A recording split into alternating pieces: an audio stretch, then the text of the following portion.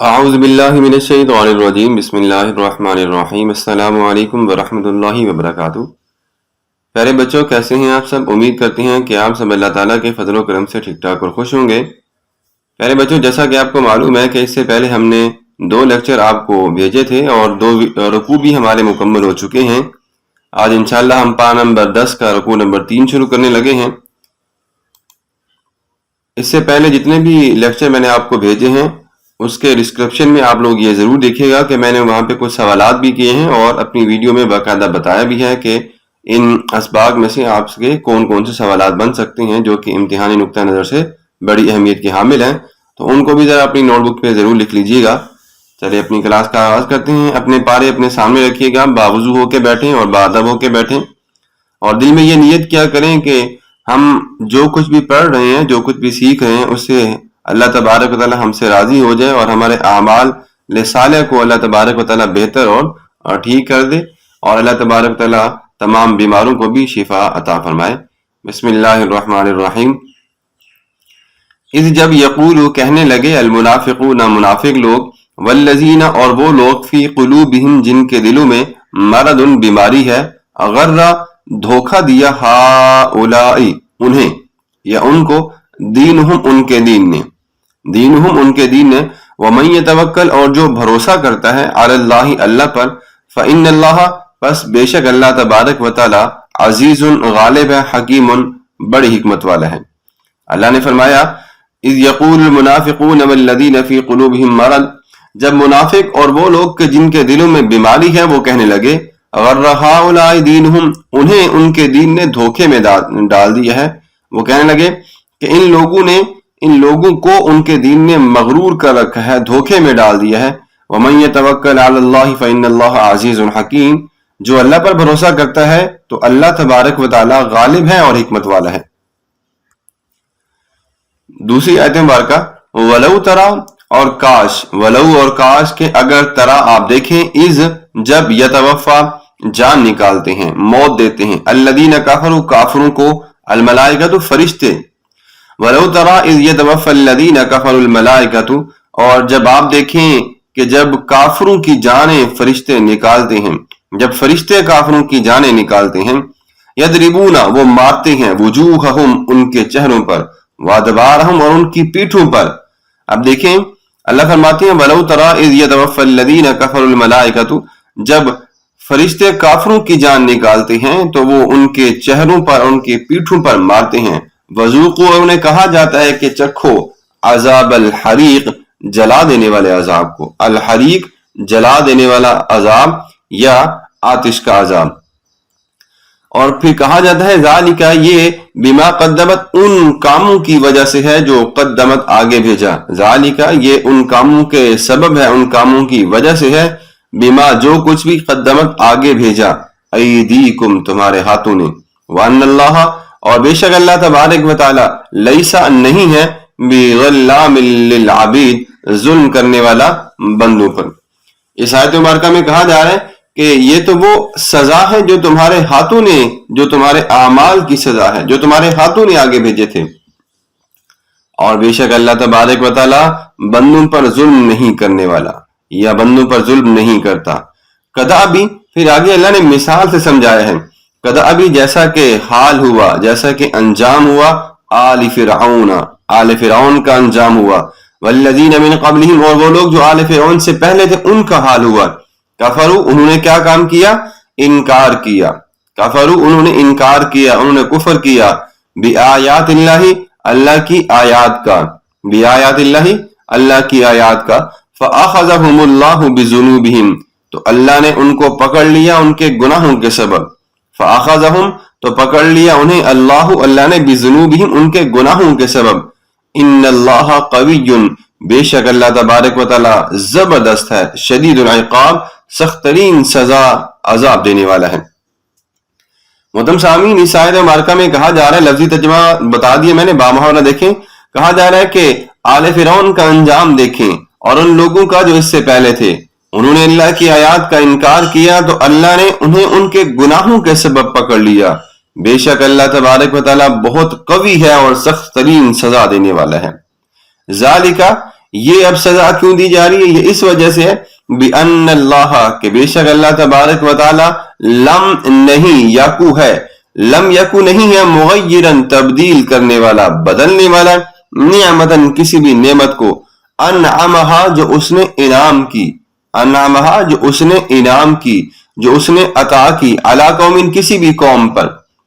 حتی یغیروا ما بانفسہم حتیٰ کہ وہ بدل نہ ڈالیں، ما بانفسہم خود ہی، حتیٰ کہ وہ نعمت کو خود نہ بدل ڈالیں، تب تک اللہ تبارک و تعالیٰ کسی کو کوئی نعمت دے کر اس سے واپس نہیں لیتا اور نہ ہی اس کو تبدیل کرتا ہے۔ وَأَنَّ اللَّهَ سَمِيعٌ عَلِيمٌ اور بے شک اللہ تبارک و تعالیٰ سننے والا ہے اور جاننے والا ہے۔ بات کرتے ہیں اس آیت مبارکہ کے مفہوم کی۔ اس آیت مبارکہ میں کہا جا رہا ہے کہ اللہ تبارک و تعالیٰ نے جو بھی نعمت کسی کو عطا کر دی ہے تو وہ واپس نہیں لیتے جب تک کہ اس کے رہنے والے جس کو عطا کی گئی ہے نعمت وہ تبدیل نہ کر ڈالیں۔ پھر آگے وہی آیت مبارکہ آ رہی ہے، کذاب آل فرعون جیسا کہ انجام ہوا آل فرعون کا، والذین من قبلہم اور ان لوگوں کا جو اس سے پہلے تھے۔ پچھلی آیت مبارکہ میں اللہ نے کہا تھا کہ کفروا، اب یہاں پہ اللہ نے کہا کہ کذبوا انہوں نے جھٹلا دیا، بآیات ربہم اپنے رب کی آیات کو جھٹلا دیا، فاہلکناہم تو ہم نے انہیں ہلاک کر دیا، بذنوبہم ان کے گناہوں کے سبب، فاہلکناہم بذنوبہم ہم نے انہیں ان کے گناہوں کے سبب ہلاک کر دیا، واغرقنا آل فرعون اور ہم نے غرق کر دیا آل فرعون کو، اور ہم نے فرعون والوں کو غرق کر دیا، وَكُلٌّ كَانُوا ظَالِمِينَ اور وہ سارے کے سارے ظالم تھے، وَكُلٌّ كَانُوا ظَالِمِينَ اور وہ سارے کے سارے ظالم تھے۔ ان بے شک شر الدواب شر سب سے برا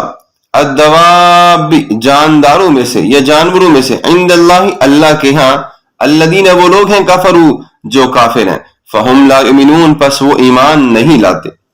اللہ نے فرمایا بے شک اللہ کے نزدیک جانداروں میں سب سے بدتر کون ہے کہ وہ لوگ ہیں جو کہ کافر ہیں، وہ ایمان بھی نہیں لاتے۔ اللہ فرماتے ہیں الذین وہ لوگ عاہدت کہ جن سے آپ نے وعدہ لیا، منہم جن سے، ثم ینقضون پھر وہ وعدوں کو توڑ دیتے ہیں، عہدہم اپنے وعدوں کو، فی کل مرۃ بار بار ہر مرتبہ، وہم لا یتقون اور پھر وہ ڈرتے بھی نہیں ہیں۔ اللہ فرماتے ہیں الذین عاہدت منہم وہ لوگ جن سے آپ نے وعدہ لیا، ثم ینقضون عہدہم پھر ان لوگوں نے اپنے وعدے کو توڑ دیا، فی کل مرۃ ہر مرتبہ، وہم لا یتقون اور وہ ڈرتے بھی نہیں ہیں۔ فَإِمَّا تَسْقَفَنَّهُمْ اب اللہ فرما رہے ہیں کہ وعدے توڑنے کے بعد اگر فَإِمَّا تَسْقَفَنَّهُمْ فَإِمَّا پس اگر کبھی تَسْقَفَنَّهُمْ آپ پائیں انہیں، تَسْقَفَنَّهُمْ آپ پائیں انہیں، فِي الْحَرْبِ میدان جنگ میں، فَشَرِّدْ تو انہیں سخت سزا دے کے بھگا دیں، ٹھیک ہے، فَشَرِّدْ تو انہیں سخت سزا دے دیں، بہم ان کے ساتھ، من خلفہم جو ان کے پیچھے ہیں، لعلہم یذکرون شاید کہ وہ نصیحت حاصل کر لیں، تاکہ وہ نصیحت حاصل کر لیں۔ وَإِمَّا تَخَافَنَّ اور اگر آپ کو خوف ہو من قوم کسی بھی قوم سے، خیانتاً خیانت کا، وَإِمَّا تَخَافَنَّ مِن قَوْمٍ خِيَانَةً اور اگر آپ کو کسی بھی قوم سے خیانت کا خوف ہو، فَانبِذْ إِلَيْهِمْ عَلَى سَوَاءٍ تو پھینک دیں ان کا وعدہ ان کی طرف برابری کے طور پر، ان اللہ بے شک اللہ تبارک و تعالی لا يحب الخائنین خیانت کرنے والوں کو دوست نہیں رکھتا۔ محترم سامعین آپ دیکھیں کہ ان آیات مبارکہ میں اللہ تبارک و تعالیٰ نے کیا ارشاد فرمایا ہے، اور پیارے بچوں میں آپ کو آپ کا کام بتا دیتا ہوں کہ آپ نے سب سے پہلی بات یہ ہے کہ ترجمے کو بار بار دھیان سے پڑھنا ہے اور سمجھنے کی کوشش کرنی ہے کہ اللہ تبارک و تعالیٰ نے ان آیات مبارکہ میں کیا ارشاد فرمایا۔ اب مختصر بات کر لیتے ہیں، تو آپ نے سوال بنا لینے ہیں، میں سوال بھی آپ کو بتا دیتا ہوں اور ساتھ ساتھ اس کے جوابات بھی آپ کو بتاتا ہوں۔ سب سے پہلی بات، اللہ نے کن لوگوں کے بارے میں کہا کہ ان لوگوں کے دلوں میں بیماری ہے، اور اللہ نے کن لوگوں کے بارے میں کہا کہ وہ لوگ کہنے لگے ہیں کہ ہمارے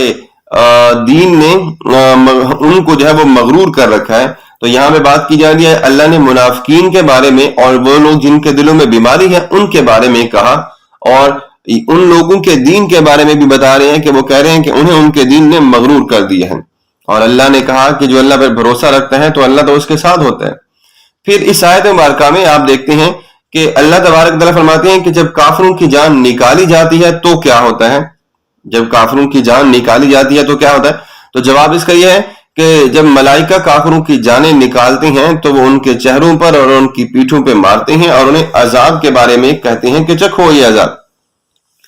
پھر اللہ تبارک و تعالیٰ یہاں پہ مثال کے ذریعے سمجھایا ہے کہ آپ دیکھیں کہ آل فرعون والوں نے بھی تو یہی کیا تھا کہ اللہ کو جھٹلایا، اللہ کی آیات کو جھٹلایا، اللہ کی آیات کا انکار کیا، اللہ کی آیات کا کفر کیا۔ تو پھر دیکھیں آل فرعون کا انجام کیا ہوا، تو آپ بتا سکتے ہیں کہ آل فرعون کا انجام یہ ہوا کہ اللہ نے انہیں ان کے گناہوں کے سبب پکڑ لیا، اور اس آیت مبارکہ میں آپ بتا سکتے ہیں کہ اللہ نے انہیں ہلاک کر دیا اور آل فرعون کو ڈبو دیا۔ ٹھیک ہو گیا۔ اب اس آیت مبارکہ میں اللہ فرماتے ہیں کہ کیا اللہ کسی کو کوئی نعمت دینے کے بعد واپس لیتے ہیں؟ تو اس کا جواب یہ ہوگا کہ ہرگز نہیں۔ اللہ جب بھی کسی کو کوئی نعمت عطا کرتے ہیں تو پھر وہ واپس نہیں لیتے جب تک کہ وہ اس قوم کے لوگ اس نعمت کو تبدیل نہ کر دیں۔ پھر اس آیت مبارکہ میں اللہ فرما رہے ہیں کہ اللہ کے نزدیک جانداروں میں سب سے برے جانور کون ہیں؟ تو اس کا جواب یہ ہے کہ جانداروں میں سب سے برے جانور وہ ہیں جو کافر ہیں اور وہ ایمان بھی نہیں لاتے۔ پھر ان دو آیات مبارکہ میں اللہ نے فرمایا کہ اگر وہ لوگ آپ سے وعدہ کرتے ہیں اور وعدہ کرنے کے بعد وہ توڑتے ہیں تو پھر آپ کا جو ہے وہ رد عمل کیسا ہونا چاہیے؟ تو اللہ فرماتے ہیں کہ اگر وہ آپ سے وعدہ کرنے کے بعد وعدہ توڑ دیتے ہیں، پھر اگر آپ انہیں میدان جنگ میں پاتے ہیں تو انہیں ماریں اور انہیں سزا دیں تاکہ ان کے بعد جو پیچھے آنے والے ہیں وہ یہ کام نہ کریں، انہیں نصیحت حاصل ہو جائے اور وہ یہ سیکھیں کہ ہم سے پہلے جو لوگ گزرے ہیں انہوں نے نافرمانی کی تھی تو انہیں کیسی سزا دی گئی تھی۔ پھر اس آخری آیت مبارکہ میں اللہ فرماتے ہیں کہ اگر کسی بھی قوم سے خیانت کا ڈر ہو تو کیا کرنا چاہیے؟ مطلب خیانت کا ڈر ہو تو اللہ فرماتے ہیں کہ ان کے وعدے کو انہی کی طرف لوٹا دیں۔ سمپل سی بات یہ ہے کہ کہا جا رہا ہے کہ اگر وہ کرتے ہیں تو آپ بھی ویسا ہی کام کریں، برابر برابر، کیونکہ اللہ تبارک و تعالیٰ کو تو خیانت کرنے والے بالکل بھی پسند نہیں ہیں۔ محترم سامعین، میں امید کرتا ہوں کہ آپ کو آج کی اس ترجمہ کلاس کی سمجھ آ گئی ہوگی، اور اگر تھوڑی بہت ہی کوئی بھی آپ کی کنفیوژن ہے، کوئی مسئلے مسائل ہیں آپ کو ترجمہ سمجھنے میں، پڑھنے میں، تو مجھے آپ سوالات لکھ کے بتا دیجیے گا۔ انشاءاللہ جیسے ہی ہمارا کوئی لائیو سیکشن ہوگا تو اس میں میں آپ کے سوالات کے جوابات دینے کی مکمل کوشش کروں گا۔ آخر میں ہم اللہ تبارک و تعالیٰ کی بارگاہ میں دعا گو ہیں کہ اے اللہ، اس کلام مجید اور ان آیات مبارکہ کے ثواب کو میں اللہ کی خدمت میں اور نبی کریم صلی اللہ علیہ وسلم کی خدمت میں پیش کرنے کے بعد حضور نبی کریم صلی اللہ علیہ وآلہ وسلم کے وسیلہ جلیلہ سے اپنی مرحوم والدہ اور والد محترم دونوں کی دعائے مغفرت اور دعائے اصالہ ثواب کے لیے اللہ تبارک و تعالیٰ کی بلند بارگاہ میں پیش کرتا ہوں، اور اللہ تبارک و تعالیٰ کی بارگاہ میں دعا گو ہوں کہ اے اللہ، اس کلام مجید کے ثواب کی وجہ سے میرے والدین کی مغفرت و بخشش فرما، ان کے درجات کو بلند فرما، انہیں جنت الفردوس میں یا اللہ اعلیٰ مقام عطا فرما، ان کی قبر کی تمام مشکلوں کو اور منزلوں کو یا اللہ آسان فرما، قبر کو جنت کے باغوں میں سے ایک باغ بنا، اپنے پیارے حبیب صلی اللہ علیہ وآلہ وسلم کا دیدار نصیب فرما اور انہیں اپنی جوار رحمت میں جگہ نصیب فرما۔ آخر میں ہم اللہ تبارک و تعالیٰ کی بارگاہ میں دعا گو ہیں کہ جتنا بھی ہم نے قرآن مجید پڑھا یا جو کچھ بھی پڑھ رہے ہیں یا جو بچے سن رہے ہیں یا جو بھی میرے ویور اس کا ویڈیو کو دیکھ رہے ہیں، ان کے لیے بھی ہم اللہ کے تبارک و تعالیٰ کی بارگاہ میں دعا گو ہیں کہ اللہ ہم سب کے اوپر اپنا خصوصی رحم و کرم نازل فرمائے اور ہمیں اپنے گناہوں کی معافی مانگنے کی اور اللہ کے حضور توبہ کرنے کی توفیق عطا فرمائے، اور اللہ کو راضی کرنے کے بارے میں سوچنے کی کوشش کرنے، راضی کرنے کے بارے میں سوچنا چاہیے کہ ہم اللہ کو کیسے راضی کر سکتے ہیں، کیسے اس کو یاد کر سکتے ہیں۔ اللہ تبارک و تعالی ہم سب کو عمل کی توفیق عطا فرمائے، آمین۔